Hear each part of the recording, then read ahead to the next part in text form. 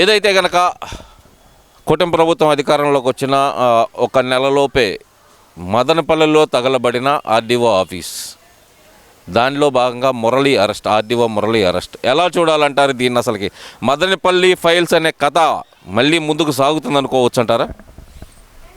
Kashmiri files అనే ఒక cinema వచ్చింది, తెలుసా మీకు? చాలా హిట్ అయింది సినిమా.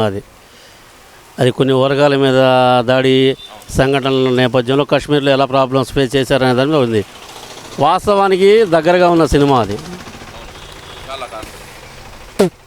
వాస్తవానికి చాలా దగ్గరగా ఉన్న సినిమా కాబట్టి సూపర్ సక్సెస్ అయింది అది. ఇప్పుడు ఈ మదనపల్లె ఫైల్స్ అనేది ఉంది చూడండి.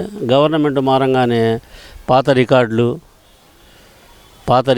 పాత చేసిన తప్పులు ఒప్పులు అవన్నీ బయటపడతాయని, ఇన్వాయిస్లు బయటపడతాయని చెప్పి మొత్తాన్ని తీసుకెళ్ళి ఒక ఫైర్ యాక్సిడెంట్ లాగా తీసుకెళ్ళి తగలబెట్టారు.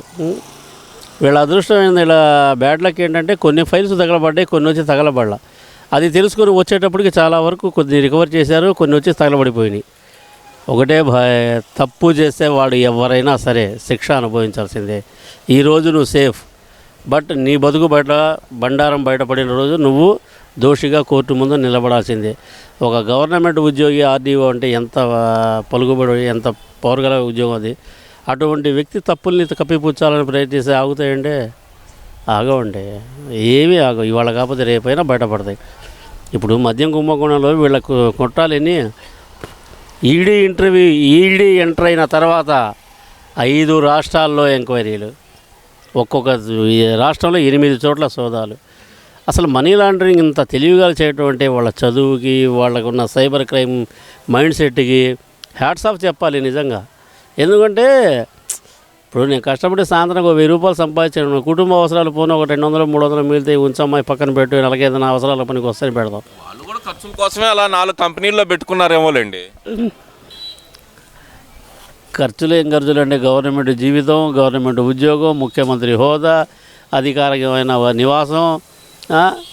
మీరు అధికారంలో ఉండగా 990 మంది మీకు పోలీస్ ఎస్కార్టు, మీ ఇళ్ళకి, మీ స్థలాలకి, మీ పొలాలకి, మీ ఇడుపులపై ఎస్టేట్లకి 1000 మంది పోలీసులే మీ ఇంటి ముందే ఉన్నారా?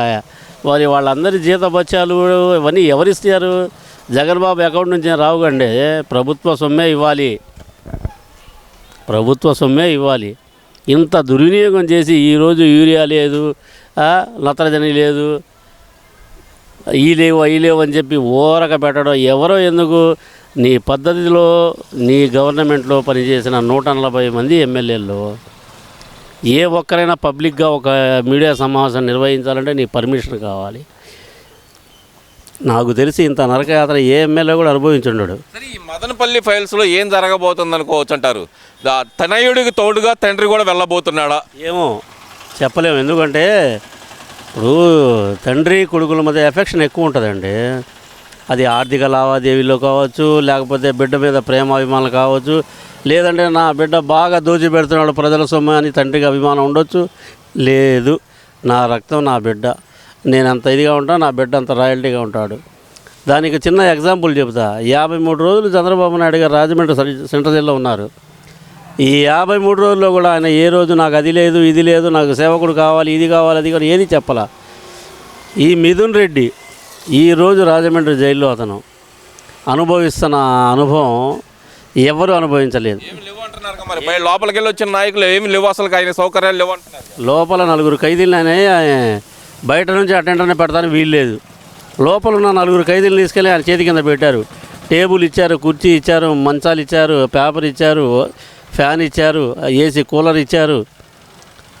ఖైదీగా వెళ్ళాడా, కొత్త పెళ్లి కొడుకులాగా ఏమన్నా వెళ్ళాడు అనుకోవాలంట. ఒక విధంగా కొత్త పెళ్లి కొడుకే. ఎందుకంటే కొత్త పెళ్లి కొడుకు ఇంటికి వచ్చిన అత్త మామలు ఏం చేస్తారు, మల్లుడికి మాట రాకూడదు, మల్లుడు ముందు ఏ తగ్గకూడదు అని నాన్ వెజ్లో 4 రకాలు. అసలు అది ఏం కావాలంటే అందుబాటులో పెడతారు కొత్త పెళ్లి కొడుకులా.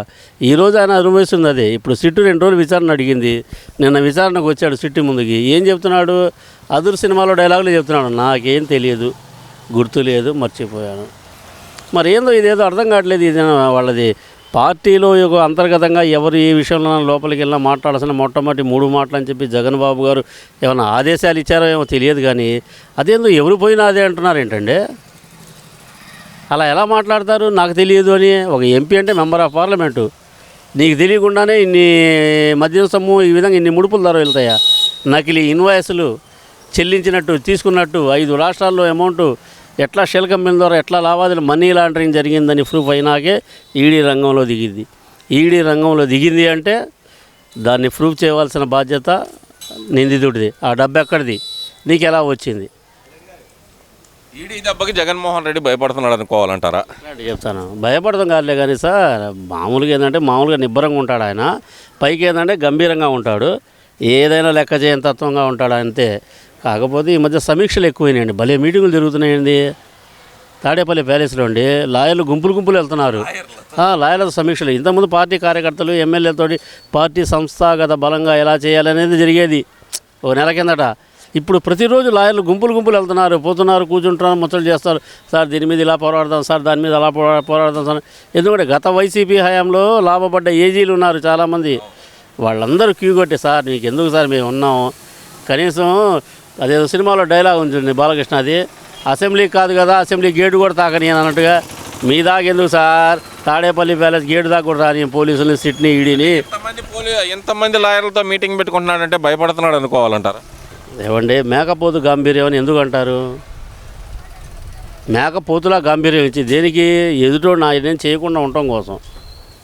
అట్లా ఏంటంటే ఒక కాన్ఫిడెన్షియల్ షీట్లో బతుకుతున్నాడు ఆయన.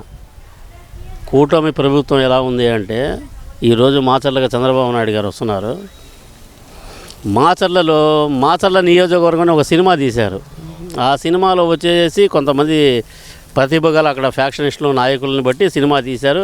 అది మ్యాక్సిమంగా ఆడింది వెళ్ళింది. అటువంటి ఫ్యాక్షనిజం ఉన్న మాచర్ల నియోజకవర్గంలో ఎలక్షన్ ఓటింగ్ వెళ్ళి విరిసింది. నా ఓటు నేను వేసుకున్నా అని చెప్పి రచ్చబండ మీద కూర్చొని ధైర్యంగా చెప్పుకోగలుగుతున్నాడు గ్రామస్తుడు. అయినా కొన్ని పోలింగ్ బూతుల్లో పగలగొట్టి, ఈవీఎంలో పగలగొట్టి, అడ్డు వచ్చిన తలకాయలు పగలగొట్టి ఎన్నో అరాచక శక్తులు అరాచకాలు చేశారు. అయినా ప్రజాస్వామ్యం గెలిచింది. ఇప్పుడు అది ఇవన్నీ ఒక ఎత్తు. మరి ముఖ్యంగా చూస్తే కనుక ఇంత జరుగుతున్నా సరే జగన్మోహన్ రెడ్డి లిక్కర్ స్కామ్ మీద ఇంత జరుగుతుంది. మరి అందరినీ పరామర్శించిన జగన్మోహన్ రెడ్డి పాపం మిథున్ రెడ్డిని చెవిరెడ్డిని ఇద్దరిని పరామర్శించడానికి రాజమండ్రి ఎందుకు వెళ్ళలేకపోయాడు అనుకోవాలంటారు? ఏమండి మీరు ఏ కాడికి వన్ సైడ్ ఆలోచిస్తారు కానీ అతని ప్రాబ్లమ్స్ ఆలోచించరే. ఏం ప్రాబ్లం అండి? వాళ్ళ పార్టీ అధినేత అండి ఆయన, పైపెచ్చు దగ్గర బంధువులు వాళ్ళు. మళ్ళీ దగ్గర బంధువుల దగ్గరికే వెళ్ళకూడదు సార్. ఆకలైనప్పుడు అడుక్కోవడం తప్పులు వెళ్ళే కానీ అయిన వాళ్ళ దగ్గరికి వెళ్ళి అడిగామనుకోండి వాడి జీవితాంతం రెచ్చగొడతానే ఉంటాడు. నా ఎలా నీకు లేనప్పుడు నేనేరా పెట్టి అని చెప్తుంటాడు. అందుకని ఏంటంటే కొన్ని విషయాలకి ఏంటంటే దూరంగా ఉంటాడు జగన్ బాబు. ఇప్పుడు ఇందులో జగన్ బాబు పాత్ర బయటకు వస్తుంది. మొన్నటిదాకా ఏమనుకున్నారు వీళ్ళు, సిట్ అధికారులు వీళ్ళని వాళ్ళు విచారించారు, సిట్ అయిపోయిందిలే విచారణ అయిపోయింది అనుకున్నారు. ఎప్పుడైతే ఈడీ రంగంలో దిగిందో ప్రధాన లబ్ధిదారుడు ఎవరు, అతని లైఫ్ స్టైల్ ఏంది, అతను ఎట్లా మేనేజ్ చేశాడు, 5 రాష్ట్రాల్లో మ్యానికులేట్ చేయగల సిబ్బంది ఎట్లా పెట్టారు, ఇవన్నీ బయటకు వస్తాయి. బయటకు వచ్చిన రోజు రాష్ట్రంలో మీకు సంచలన విషయాలే వస్తాయి. ఒక్క విషయం కాదు, సంచలన విషయాలే వస్తాయి. కూటమి ప్రభుత్వం కక్ష సాధింపు కాదు సార్. గతంలో మీరు చేసిన తప్పు, ఒక్కొక్క శాఖలో మీరు పెట్టిన అప్పు, మీరు చేసిన తప్పులు ఇవన్నీ బయటికి తీస్తుంటే ఒక్క యూరియా కోసం ఎక్కడో ఒక ఊళ్ళో ఏదో లైన్లో నిలబడ్డారని చెప్పి యూరియాయే లేదన్నారు. ఈరోజు యూరియా అవసరానికి మించి ఉంది, అవసరానికి మించి యూరియా ఉంది. సూపర్ 6 ఫ్లాప్ అన్నారు. సూపర్ 6 సూపర్ హిట్, మామూలు హిట్ కాదు, సూపర్ డూపర్ హిట్ అనమాట. బాహుబలి అమ్మ మొగుడు లాంటిది హిట్. ఒక్క ఆర్టీసీ ఆడవాళ్లకు ఉచితంగా స్త్రీశక్తి పథకం ద్వారా ఉచితంగా పెట్టిన ఆర్టీసీ సర్వీసు ఈరోజు మహిళలు ఎంతమంది ఆనందం వ్యక్తం చేస్తున్నారంటే, బస్సులో కూర్చున్నారండి. నేను జర్నీ చేశా, బస్సులో కూర్చుని వాళ్ళు ఎంత ఆనందంగా మాట్లాడారని అంత ఆనందంగా మాట్లాడారు.